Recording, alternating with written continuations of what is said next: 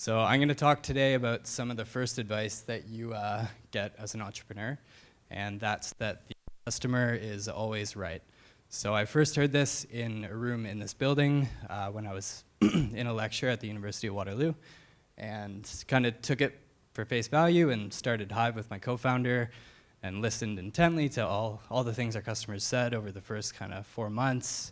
We built a great product, they were psyched with it, but then we started to realize that some of the features they were asking for weren't actually the best thing to solve their problem. They definitely knew their pain points, but they didn't always have good product vision, and they didn't know what the right solution was. So it turns out that the customer isn't always right.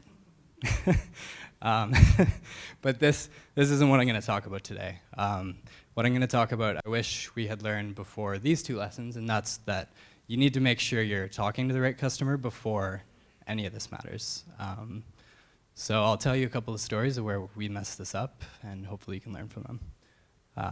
So we started out by building an e-ticketing company. So think Ticketmaster, but we built in social media integration to the checkout to incentivize sharing so that people could drive kind of viral shares as they were selling tickets. And this started because we got introduced to a promoter in Toronto, and they said, if you build this, we'll put our $2 million in annual sales through your platform, and you can keep 10% of that every year. We're like, shit, we're gonna be rich. We're not, but anyways, we built it, and they were thrilled with it. They used it for 6 months. We built everything they asked for, and then we decided to start selling it to other people. And we kind of realized as we started to do that Ticketmaster and the bigger companies, they were actually offering people like $300,000 cash advances to sign 5-year exclusives. It turns out that social e-ticketing isn't that appealing compared to $300,000, so we didn't sell very much. So kind of the first lesson that we learned here was that everyone in the market needs to share the problem and care about what you're building. So lesson number 1.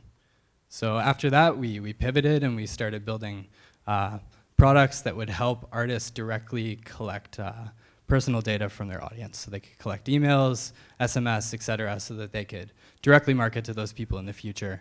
And to our surprise, we had like thousands of artists using the platform every day within a couple of months. Some of the biggest artists in the world who were actually our favorite artists, and we were partying backstage in Miami at their shows, and we thought we were pretty cool. But then after partying for like a year, we had 6 months of runway. We were almost out of cash. So, but that's simple. You just start charging. So.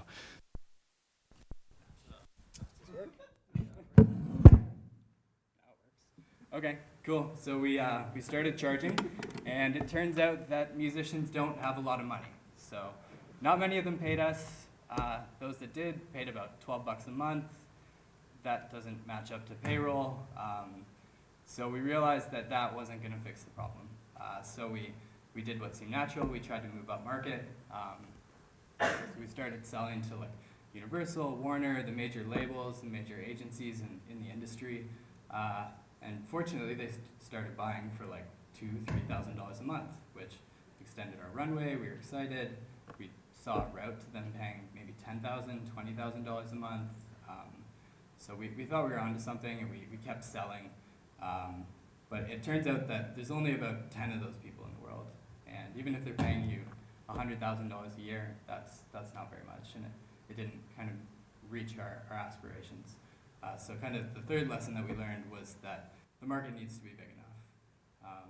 So after that, we realized that our tools were actually applicable to some big brands and publishers, and we kind of stripped the product down, took some time to think about the vision, and we were able to actually start selling this stuff outside of music. And fortunately, we just broke even a couple weeks ago, and we're starting to sell into verticals that show a lot more promise. So kind of the 3 takeaways that we learned throughout our journey over the last 3 years are that your market needs to be big enough. All the people, or at least a lot of the people in the market, need to share the problem that you're solving.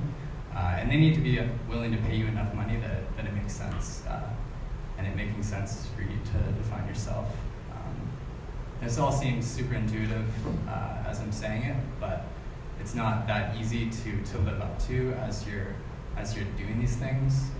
So the hard part is actually being real about it and admitting when you see the issue, because we felt it way in advance of acting on it in each of these situations, and it took us way longer to fire each of those kind of classes of customers than it should have. So hopefully you can save yourself those headaches.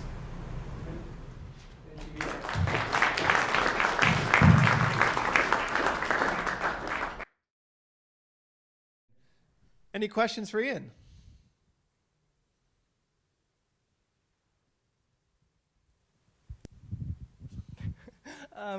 Hi. With some of the markets that like seemed big enough to start with, where you like had a paying customer, what was like the biggest red flag if it wasn't like super obvious that there was like no other customers, or super obvious that it was a tiny market? Well, the first one tricked us because the ticketing market's huge, right? We landed one person with decent volume and they were willing to buy our stuff, but we didn't validate initially that problem. So we got too excited, invested 6 months. Then the next one, it was just that we had tons of usage traction from a lot of artists, but we didn't validate that they could pay. Right? And then the third one was just that people were paying a lot of money, but there was not a lot. So each of those are exciting as you gain initial traction, but if you don't step back to think about how big the potential is, then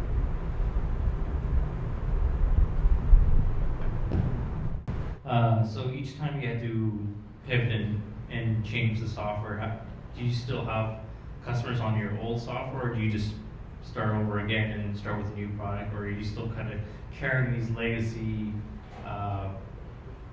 products that you had started and then starting something new, but still kind of having the customers on that last software that you were working on? We were lucky we were able to license out the ticketing software, so we get some revenue from it, but we don't have to touch it. The interim, the kind of marketing for artists, we have some that pay us at the higher level that studies the software, but a lot of the smaller guys who completely cut off the free products, so we had to cycle them out. Hi, yeah, so when you were saying you kind of developed the understanding of who your customer is as this thing was progressing, I assume you had to make like some pretty substantial pivots. Yeah. How did you justify those to your investors? It's not their company.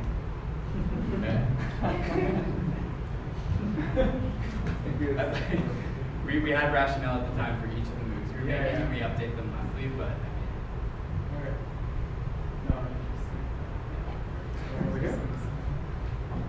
Hi, this is kind of out of the blue question.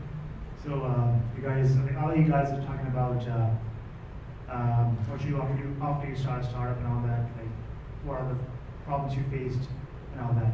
So because at the start you had an idea, Hongwei had an idea, Neil had an idea, right? What happens if I don't have an idea and I want to start a company and I have the right mindset and all that stuff? So what do you do in that case? Like, how do you guys start off? Like, it's an open question. Anyone who can help me out can. Thank you. We were lucky because someone kind of talked the idea in our lap, although it was the wrong idea. But I think probably the best advice in this area is kind of itching your own scratch. So pick a problem that you personally have, and try to just kind of build like a little hack project around that and just see if you can expand it. Because then you'll at least develop an understanding of the issue a lot faster if it's something that you personally feel. So. All right, we'll take one more. Yeah, when you say that everyone should share a little bit of what the problem is in the market, can you explain a little bit more on that? Yeah, so we built for 6 months for one customer before trying to sell to other customers to identify that they had the same problems and that they were willing to pay to solve that problem.